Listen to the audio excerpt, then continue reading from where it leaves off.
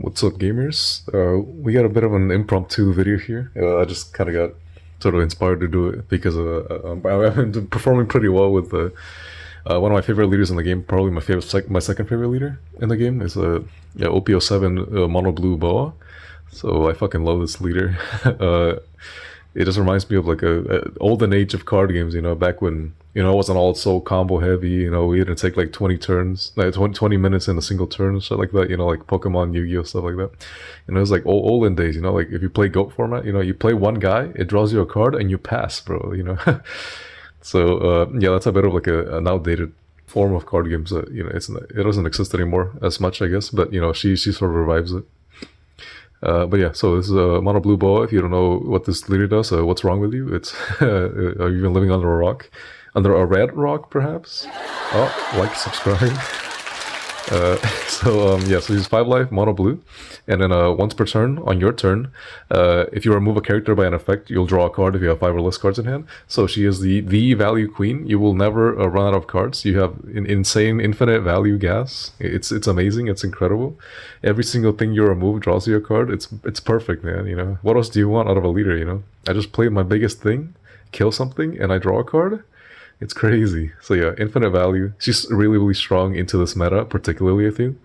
And that's particularly the reason why I'm making this video, is because I have gone 4-1 back to back. I'll put the pictures right here. Like my performance. So yeah, it's been performing pretty well, and I'm very happy about it. I've been testing it out ever since like Jinbei got banned. I've been very ecstatic to sort of be the one that breaks it.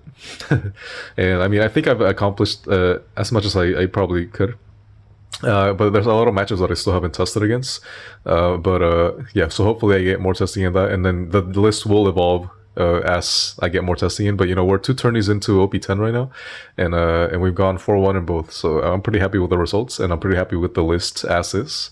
So yeah, so we'll get to it. So yeah, that's Boa. Insane value. Beautiful card. Beautiful woman. And then this, I did get it signed by my favorite, my GOAT, OPTCG YouTuber, at the real Joshua.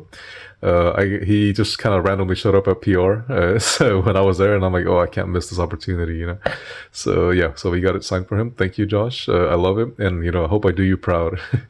So yeah, so that's my Boa leader, and of course we got the beautiful 10. I'll move this out of the way. Of course, we got our beautiful 10 Boa Dawn. I can't play this deck without it. It's actually illegal to play the deck without this card, without these Dawn. But yeah, I'm happy I got these when I did. I think they're a lot more expensive now. Maybe they're like $6. Actually, that's what I paid for them. Alright, I paid $6 per each of these. But yeah, it was worth it. No regrets, because I'm beautiful. So yeah, so let's get started. That's the first card's already sentimental. I'm about to give you a little Machi Dande lore. So we got 3 copies of OP04 10 cost Blue Kaido. So this is the bounce Kaido. So he's a 10 cost 12k power on play. Return up to 1 character with the cost of 8 or less, and 1 character with the cost of 3 or less to the owner's hand. So yeah, incredible card. Obviously, beautiful OP05 SP version of this. I'm so glad I got 3 of these back when they were like $20 each. The fucking disrespect on my boy Kaido. People were not playing this card because everybody was so hyped over the secret rare 10 cost Kaido from OP05, the one that draws you 3 cards. That draws you 4 cards if your opponent's at 3 or less life. And I never really liked that one, to be honest. I was playing this one like way before anybody even like noticed it. Back when it was just like a twinkle in the Boa player's eyes. Everybody else was playing the 10 cost draw Kaido. And I don't know. I never understood why people like that card. I really never liked it, to be honest, because it just felt like you were wasting a turn.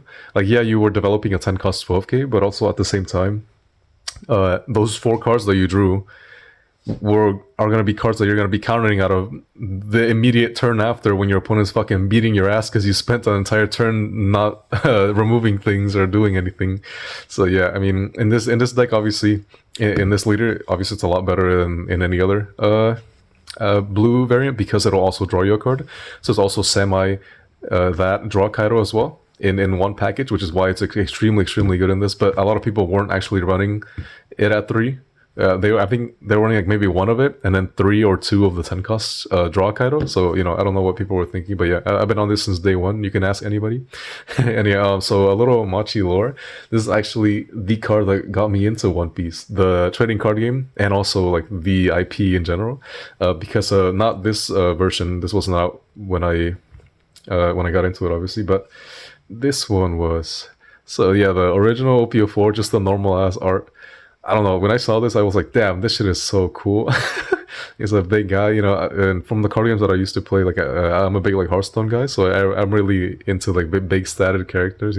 I'm a top end heavy guy. I'm not like a mid range kind of player. That's why I never liked Dofi. I always liked Boa a lot more. I think Boa is just like the cooler blue deck warlord type. But yeah, because she actually plays top end, and I can't have a deck and not have top end in it. So yeah, but yeah, so this is the moment that I saw this, I fell in love. It's so awesome. I think he looks really cool. And yeah, so this actually got me started into not only the card game but also like the series as a whole. Because of this, I started playing the card game, and then my friends like, "Oh, you like the card game? Watch the show." And I'm like, "I don't want to watch that shit." And now I'm like, "Yo, I'm fucking crying."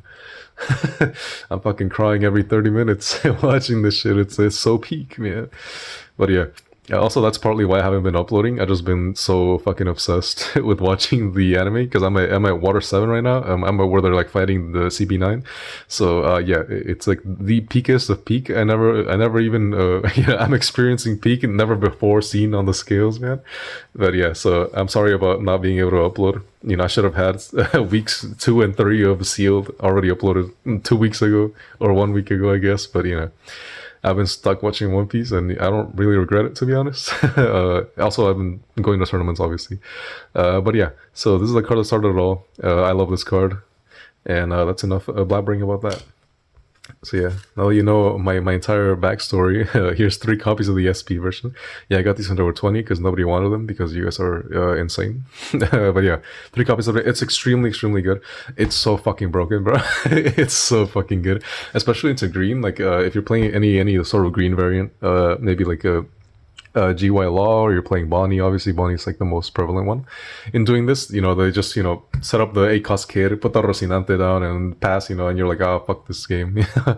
But yeah, the turn that they play that turn right after, you're like, all right, see you.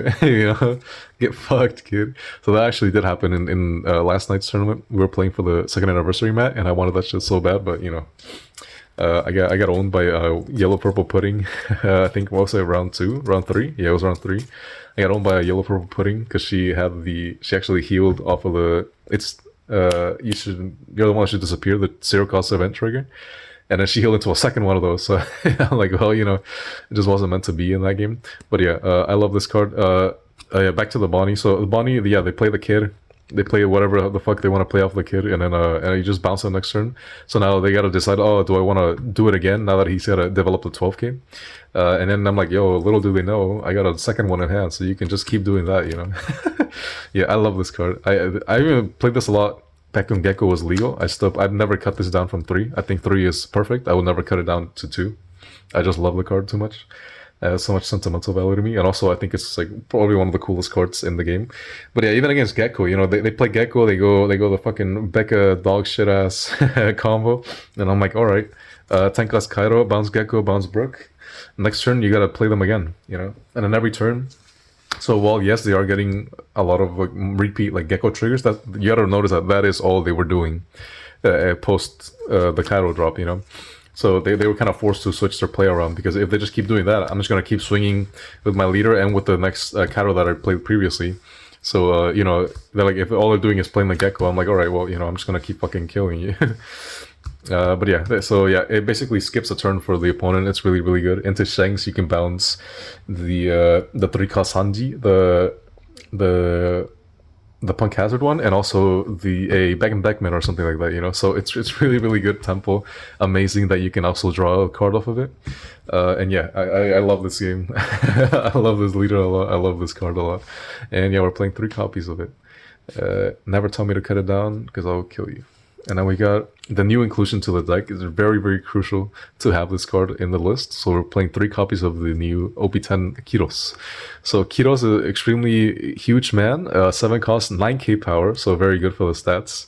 And then on play, you will bounce a 5 cost and draw a card. You know, yeah, just add and draw a card at the end of each of these removal effects. But yeah, Kiros insane fucking tempo swing. It's crazy. It's amazing. It's wonderful.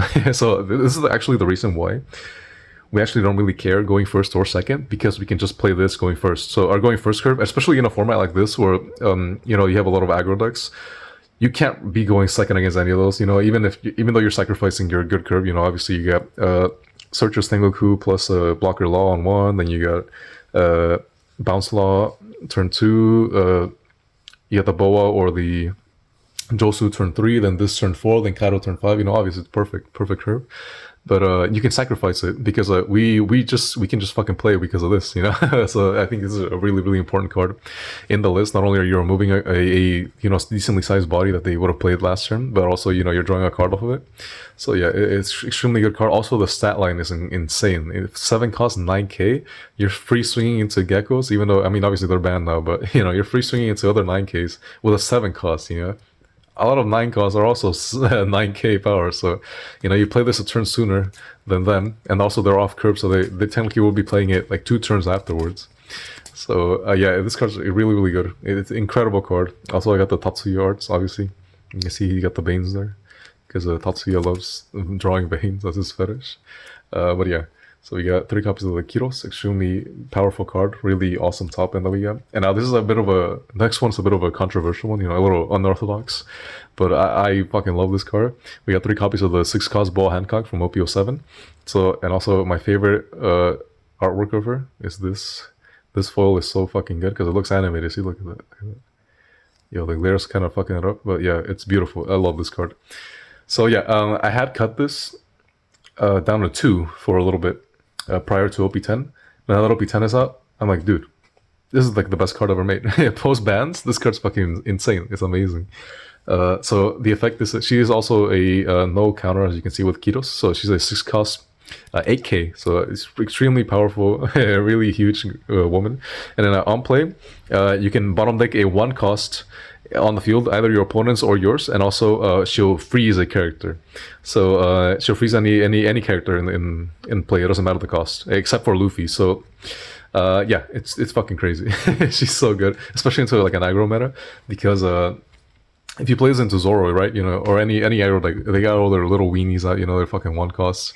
You just alright, bottom deck, and then you can't swing with your Zoro, with your 3 cost Zoro, or with like the, I mean, you can't, the only problem with it is like you can't freeze the 5 cost Luffy because of lore, you know, because Bo is as big of a Luffy simp as I am. But yeah, so that's literally the only downside to her, is that you cannot actually freeze the 5-drop Luffy, which is probably the most you know, the most targeted card for being frozen that you would want, but unfortunately she doesn't do it because of lore reasons. But yeah, into anything else, it's incredible, man. It's just so fucking good. Even if you don't get to do like just freeze anything else, dude, it's so insane. The fact that you also get to draw for this, and that she's an AK stat line, so you can just keep swinging with her. You know, with $1 investment, you're already asking for 3 cards out of hand for your opponent. It's so good, yeah. And you're contesting as well, you know, obviously that 9k is like a very important number. So, you know, being able to just attach 1 down to a character that you would have played a turn sooner than the Kiros is crazy that you can do that, you know.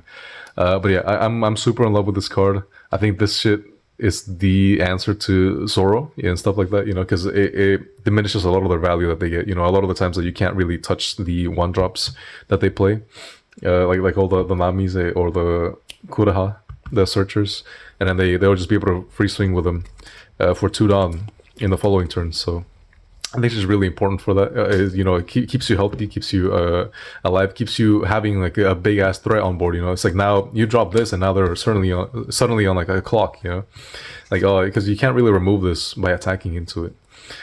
Because of such a high stat line. So they do have to sort of commit more Dawn into her, and the more Dawn they commit, the less Dawn they're going to have for the Kiros on the following turn. And, you know, she's already served her purpose. So, yeah, I extremely love this card. I think 3 is a must at this point now. She's performed so well with me. Into Bonnie as well. I even froze a 9 cost Zoro, man. You know, Zoro can swing 3 times. So into Bonnie, you just kind of, you want to mold for this, and you just hold it. Because what I've noticed is a lot of the Bonnie players will be electric electing to go first, which I mean, you know, I'm fine with it. You put me on my good curve, and also I'm gonna fucking save the Boa for your Zoro, because that's what they want to do, right? They want to just get to 9 as fast as possible, and then just you know, swing with leader, and then play out the Zoro. So yeah, if you just kind of put a damper on the entire game plan with this Boa, yeah, she's incredible. I love this card, amazing. I would never cut her. Yeah, she's great. I even got the third altar just because it was performing so well for me that I just had to include it. But yeah, so we're playing 3 Boa. So a bunch of 3s, you know, I love my 3s. I think 3s are a really good number, especially because like a lot of these cards are breaks. So that's really the only issue with it. But she's a searchable top end card, which as you can see, we do not actually run, because I don't run the 7 cost Dofi. I think for me to run that card, I would feel like I would need to be losing to more purple Luffys. So I probably, once I get shit on by enough purple Luffys, I'll probably include at least one of it. But at the moment, I don't really want to include that card just because the stat line is so fucking shit, man.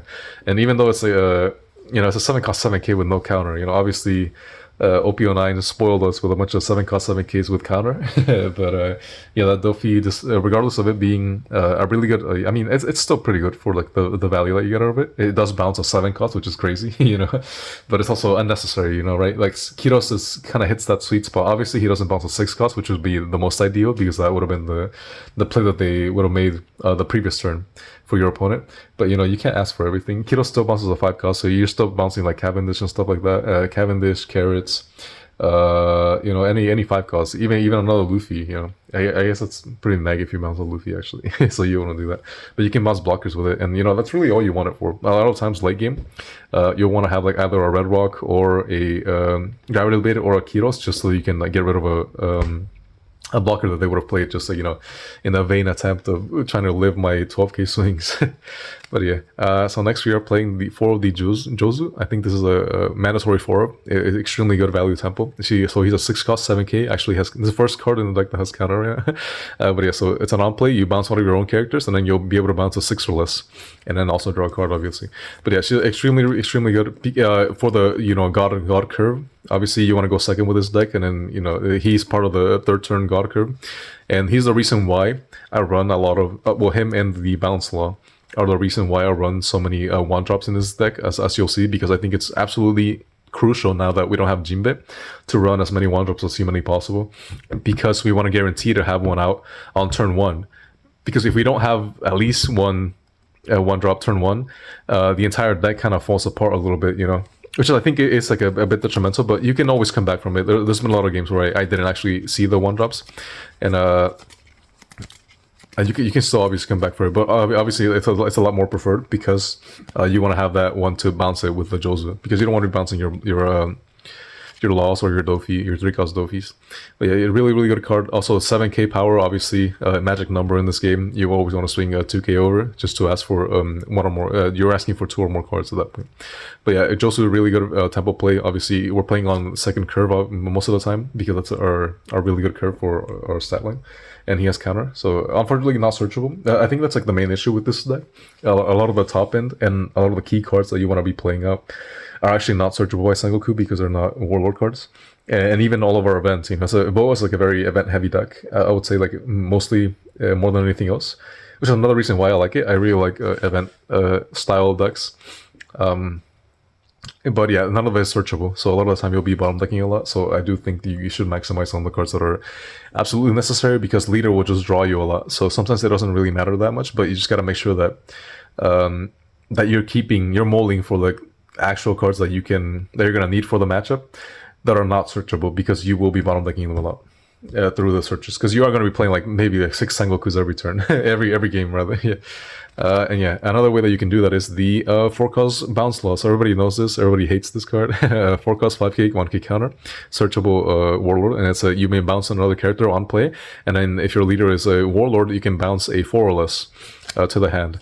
So extremely cool plays with this card. He's absolutely mandatory at 4 of. This is the reason to play the Warlord package at the moment, because you can search this with Sengoku, and then you can bounce the Sengoku the following turn to bounce a 4-cost. So any single tempo play they would have made on their 3-down turn, you just immediately get rid of it with the Law. So yeah, really good card. absolutely crucial, instrumental to the playstyle of the deck.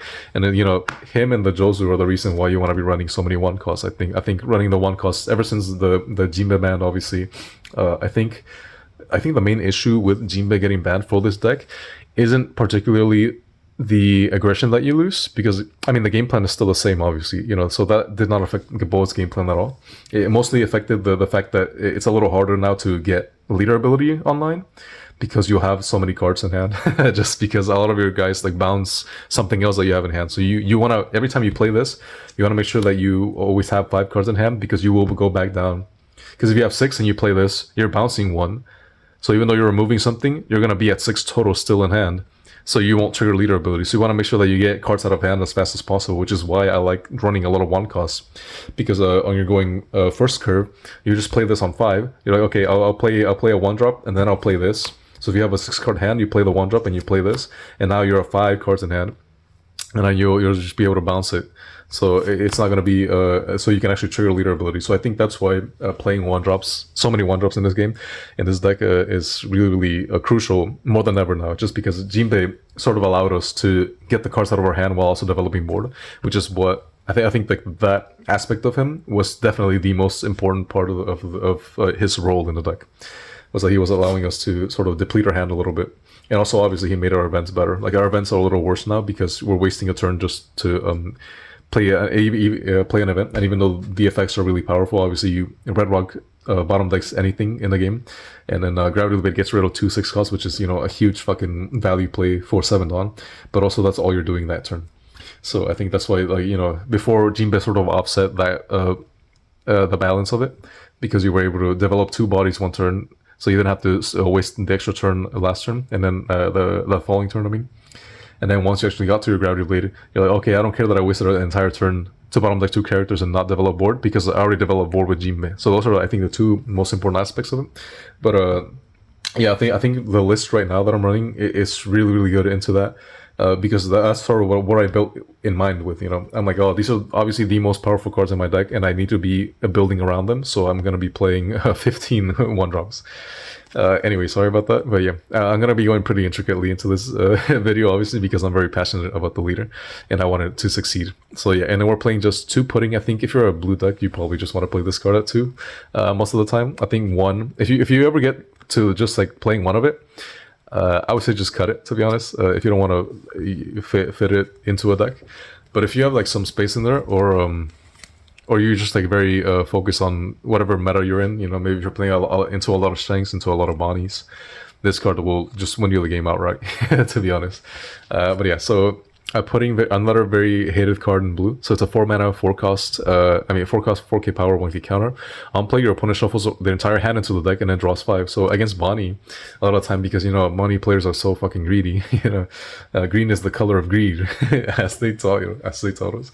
They'll just freely take life. A lot of times they just freely take life. They literally do not give a shit. They're just like, all right, I'll take it. I don't care. Oh, I'm down to 2. That's fine. Here's 8-cost kid.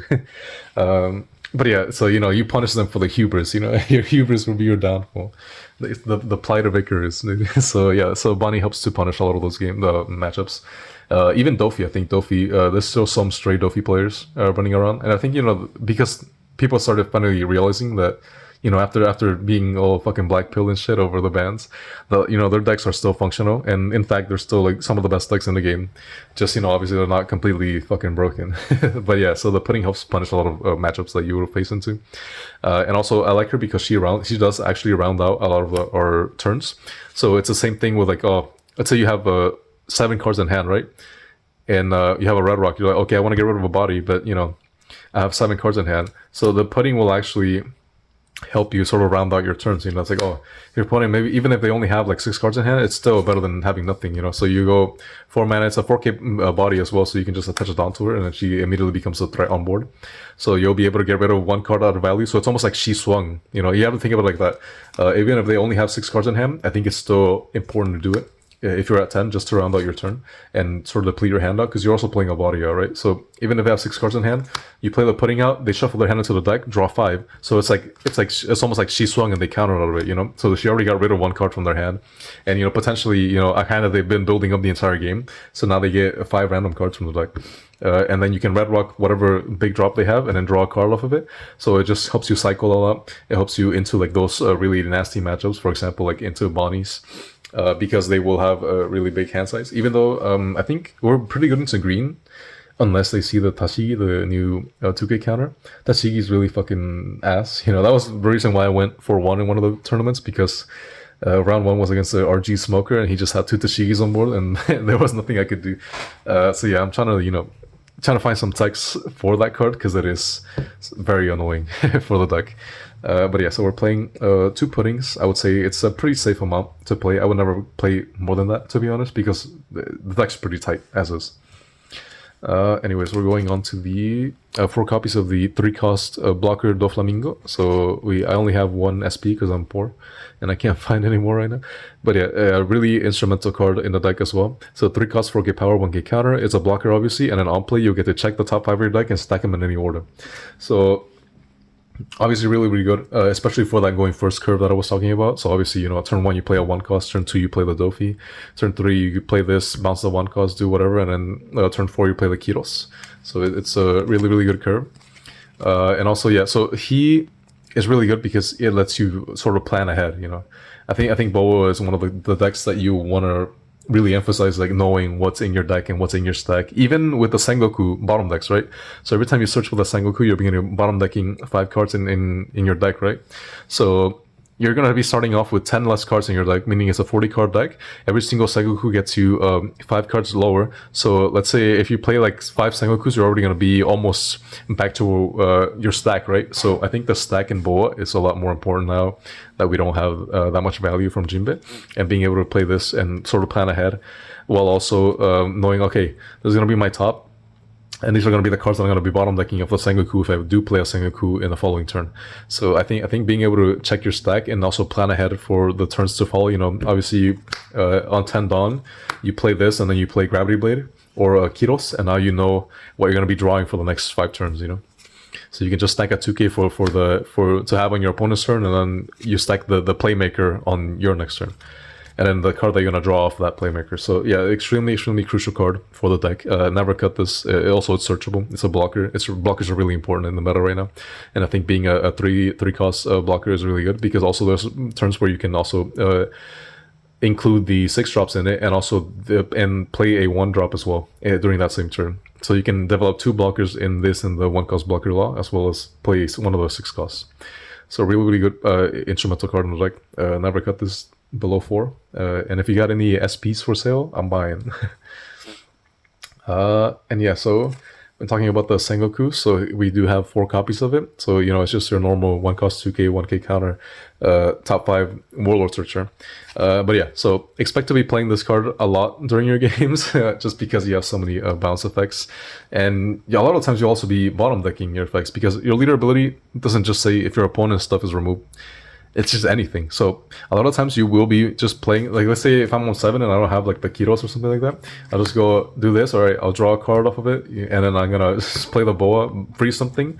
And if your opponent doesn't have a 1 cost, because a lot of the time they won't actually have 1 cost, because you'll have removed them already. So you can just bottom deck your own stuff. A lot of time just playing this, he replaces himself anyways, and you know, you don't know, what's he gonna do, fucking swing next turn? He's not gonna do that unless you're desperate. So obviously you want to just keep cycling out of your deck, you know. So think about it, like every time that you're bottom decking a card, you're also drawing a card, you know. So it helps you get closer to your stack that you're stacking with the Sengokus, and it helps you round out a lot of curves, especially going first, because you know obviously we have a going second curve, so we helps you fill out that extra 1 Dawn that you would need, and you know it searches all your good cards. So yeah, 4 mandatory copies. Never cut this, obviously, unless you're playing a different non-Warlord build. I should put this right here. Let me just move this up a little bit, because I don't have space with the way I set up my camera. None of this was planned, I'm sorry. And yeah, so my favorite card for this format, playing 4 copies of the 1 cost blocker law. So it's just a 1 cost 1k counter, no counter rather, 1k power blocker. Searcher Bow Blocker, 1 cost. This card is insane. It's so fucking good.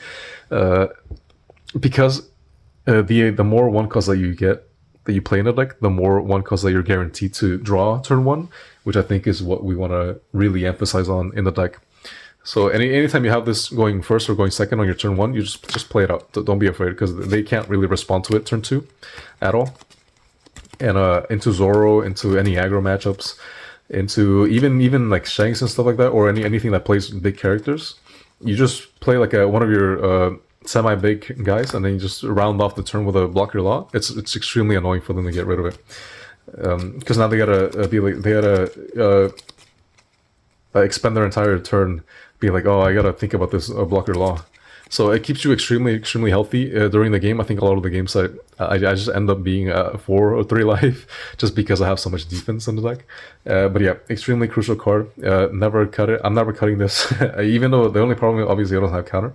So we do have a lot of bricks in the deck, but you know, Boa draws infinitely, so technically you have no bricks. And also you can just keep bouncing this, alright? So you can make a lot of plays where, like, if I just want to draw a card to cycle my deck, play this, play the law, bounce this, draw a card, then play that again, because it's a 1-drop, you know? You don't really care that much. It's same thing with Sengoku, obviously, but Sengoku's going to be offsetting your hand size, because he'll replace himself, whereas the blocker law does not replace himself. So I think it's a little better for the purpose of cycling. But yeah, so we are playing that 1 cost. Next, so we're getting to our 2Ks now. 4 copies of the Kaya. I do happen to have 4 winners. Yeah, really good card. Never cut this card. This card is so fucking good, especially because obviously, like, as you can see, a lot of our top end, and as you'll see later, a lot of our events are non-searchable, which I think, obviously, as I stated before, is one of the main reasons why the deck is a little bit inconsistent sometimes. And leader obviously helps offset that because you'll draw a lot of cards from it during the game. But Kaya is so instrumental for the deck. It's a crazy card, man. So yeah, it's a 1 cost, 0 power, 2k counter. So obviously already good as is, just a 2k counter. But it's a 1 cost, draw 2, trash 2. So not only are you getting a play turn 1, as I said, obviously very important to get a play turn 1. You're also cycling 2 cards out of your deck, and you know, you're getting rid of bricks in your hand. She's incredible. It's such a fucking good card, man. You know, a lot of times later in the game, you're like, oh, I gotta find a red rock. Okay, let me just Dofi. So you go Dofi for 3 mana, stack top 5. Okay, put the red rock on the top. Then you Kaya, and then you draw the red rock, obviously. Then you still have the 6 mana left to play it, and then you'll draw a card off of it. It's so good. Yeah, this helps you find all your answers in a pinch, and also she's a 2k counter, so you can use her for a lot of defense, as well as because we have a lot of bounce effects. You don't really mind playing this out because you'll always just have it in hand anyways. So it's really good for that reason. Alright. So yeah, Kaya, really good card. Another one for that purpose, I think, is a blue 2k Buggy. So Buggy is another 2k counter, and it's just like an on-play. You'll check the top 3, so you'll stack the top 3. So it's a mini Perona, if you know Perona from the Flamingo, or it's a mini Dofi. So the purpose of this is just, obviously, it's a 2k searchable 2k counter that you can just play turn 1, stack your deck, so you'll be able to plan ahead. And on those other turns that you want to sort of try to find your pieces, you can also combo this with the Kaya, and then just have it be, okay, I'll stack top 3, and then I know what I'm drawing off the Kaya, or I know what I'm drawing off leader ability right before I do my Kiros or my Boa or my Jozu or anything like that, you know. So I think it's a really good card. I should be playing 4 of this, but I could not find any. I could not find the 4th copy. I was scrambling yesterday to try to find the 3rd copy of it, but I just didn't have it. So yeah, so that's why I'm playing 3 of the Croc. I will be replacing 1 Croc with 1 Buggy. But yeah, Buggy, really good card. Obviously, it's another 1 cost that we want to use to be playing our characters out. And yeah, so yeah, obviously you can see I'm playing such a really big amount of 1-drops in the deck, just because I want to have guaranteed turn 1 plays. And yeah, so we talked about the Croc. It's a 4k, 5k power, 2k. And then on play, it's semi-relevant. You don't really do it that much. You have to be like pretty desperate to ever have to trigger this. But yeah, you can tap 1 Dawn to bounce a 2 or less. So it's still really good for like getting rid of blockers. So 5 mana, get rid of a blocker. I think that's probably the cheapest we can get rid of a blocker for. Or outside of law, obviously. But yeah, so a lot of time it's just a 2k counter, obviously, and then if you're desperate, you can also play it out, and hopefully you'll have that extra Dawn, especially going first, right? So you go first, so you're gonna be going like a 1, 2, 3, and this will tap a Dawn to round out the 5 and then bounce to the 1 cost, and you can probably draw a card off of it as well. So yeah, really, really good card, but I do want to switch it out for the buggy. And then the other card that I'm running is the 2K Sabo. So we got a new Sabo in op10. This is our answer to black, okay? Let me cook, bro. So this is our answer to black and any sort of other KO removal. Or a removal in general, right? So this is our version of the Tashigi, so we can be just as annoying as they are, right? So it's a 4 cost, 5k power, 2k counter, and then if one of your original costs of 7 or less characters will be removed from the field, other than Sabo, you can just bounce him to hand instead. So really, really good card. It's just a 2k counter, obviously. Helped me around the turn, as well as with the Boa, so you can obviously, I mean with the pudding, because you can obviously just like play this and play a Red Rock on the same turn, or play a Boa on the same turn, or a Jozu. So it helps you round out your turns, helps you deplete your hand size. It also 4 cost 5k power, same as the Croc. So they're still really good statted characters.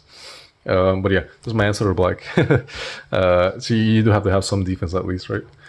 And we're getting up to the final cards of the deck. So we're playing the events. So we have 3 copies of the... I ran out of space on my playmat, sorry. We have 3 copies of the Gravity Blade, obviously. And then mandatory 4 copies of Red Rock. Incredible cards in this deck in particular, because you'll also be drawing a card off of them. So obviously, Gravity Blade helps you get rid of whiteboards, and Red Rock helps you get rid of anything, anything in the game at all. And the fact that they're not too high statted to the point where you can't play another card, it's also really good, because you can just play, obviously you can just sort of mix and match whatever you want to do, right? So you go Red Rock with a 4 cost, or Red Rock with a Dofi and a 1 cost blocker law.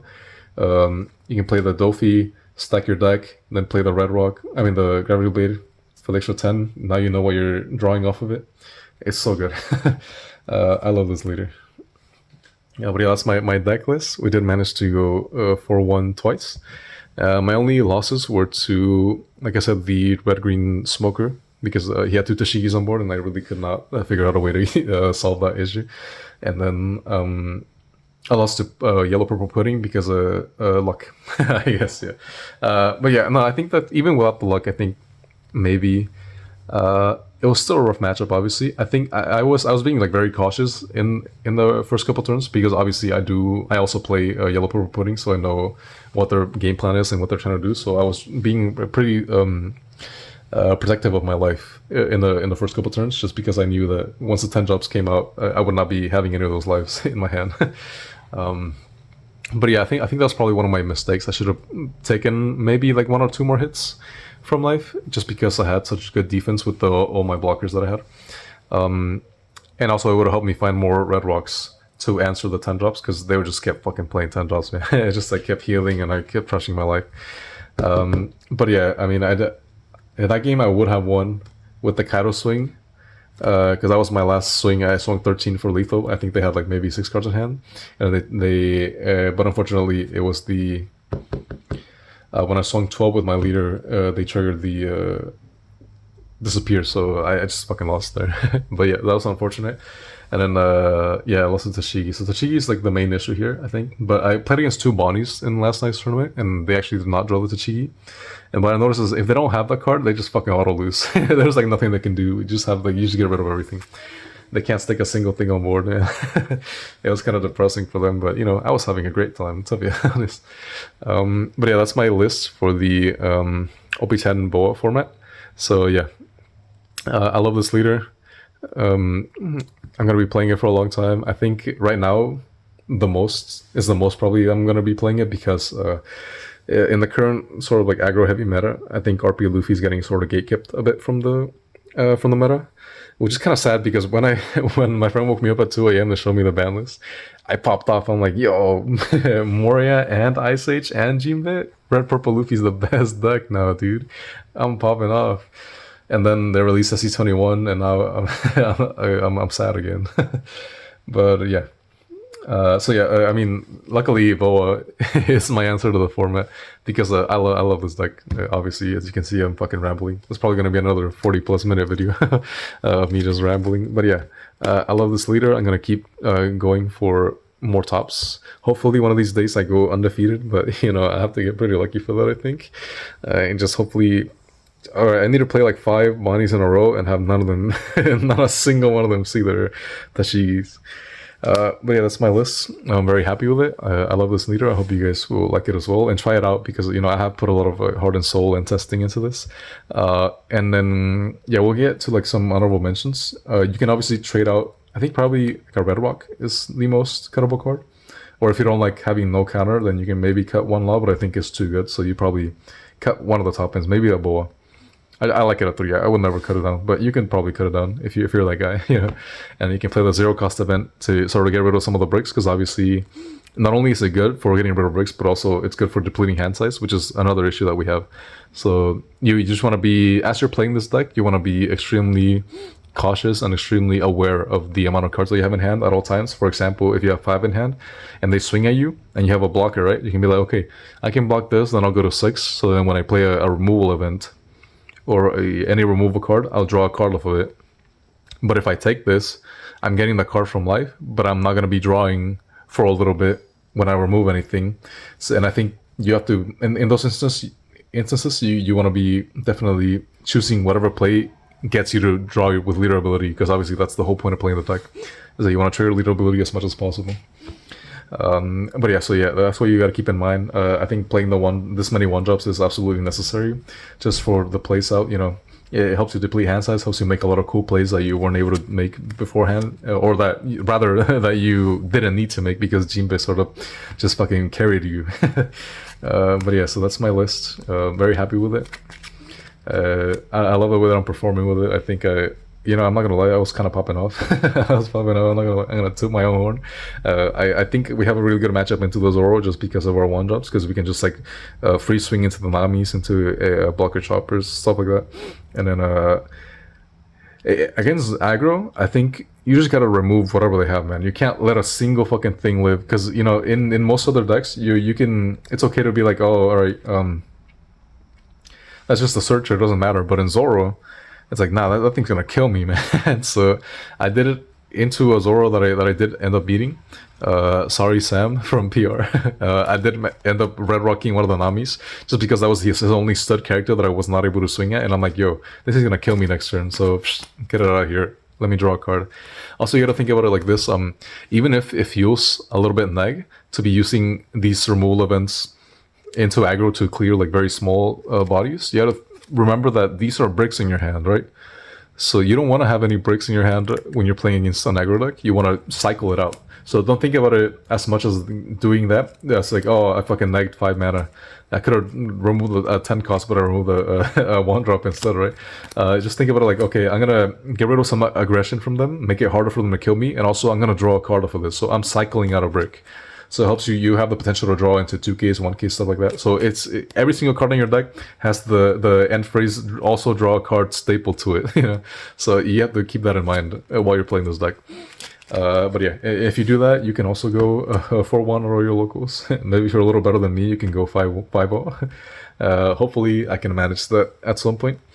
But yeah, that's my deck. Very happy with it. Hopefully you guys try it out. Boa Supremacy. Boa's always been better than Dofi. Dofi's gay. Dofi's ass. Dofi sucks. See you.